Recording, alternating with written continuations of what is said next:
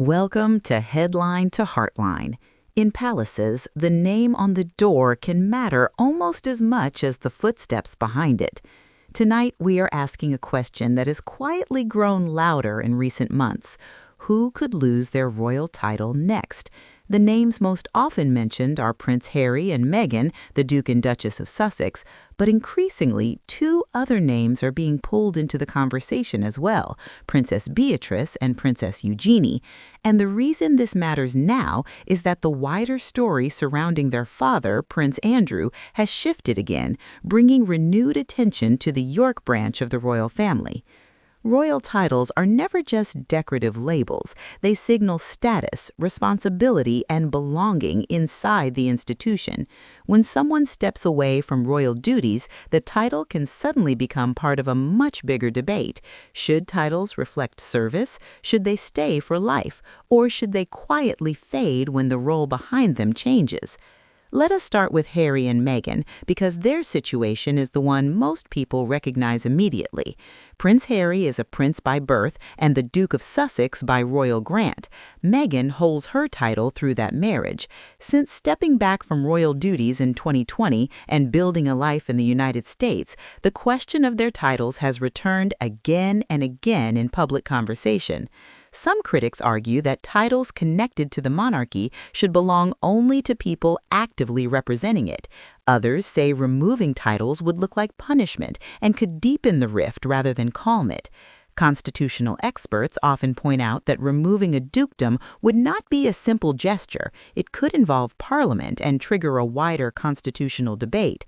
That complexity helps explain why, despite years of headlines, the titles of the Duke and Duchess of Sussex remain unchanged.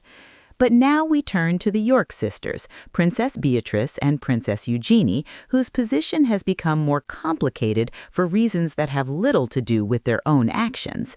The shadow comes from their father, Prince Andrew. His connection to Jeffrey Epstein forced him to step back from royal duties in 2019, and in 2022, he lost his military titles and royal patronages after settling a civil case brought by Virginia Giuffre, who accused him of sexual assault when she was a teenager. Andrew has always denied the allegation. What made the story even more significant recently is that renewed attention around Epstein documents and ongoing reporting has again drawn focus to Andrew's past associations. Major outlets such as the BBC, The Guardian, and Reuters have continued to track the consequences for the royal family. And 2025 became a particularly important moment.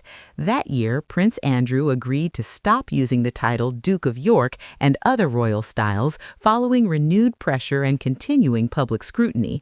According to reporting from Reuters and other outlets, he effectively stepped back even further from public royal identity, although he remains a prince by birth as the son of Queen Elizabeth II.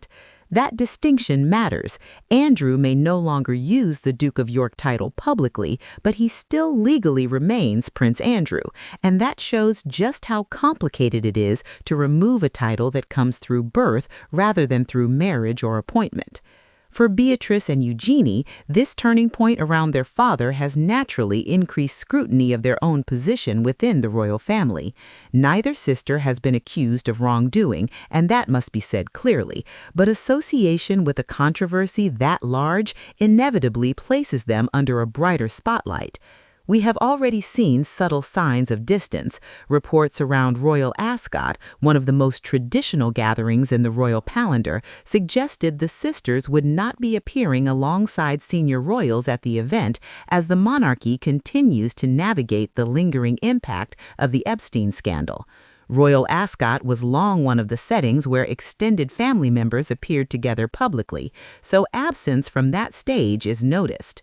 There have also been adjustments to charitable roles. Princess Eugenie recently stepped down as patron of the anti-slavery charity Anti-Slavery International after several years in the position.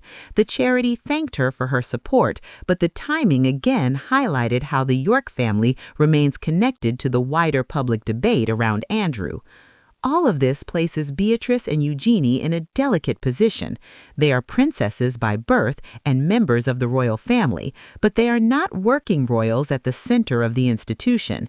Under King Charles, the monarchy has been moving toward a smaller group of senior figures representing the crown in public life.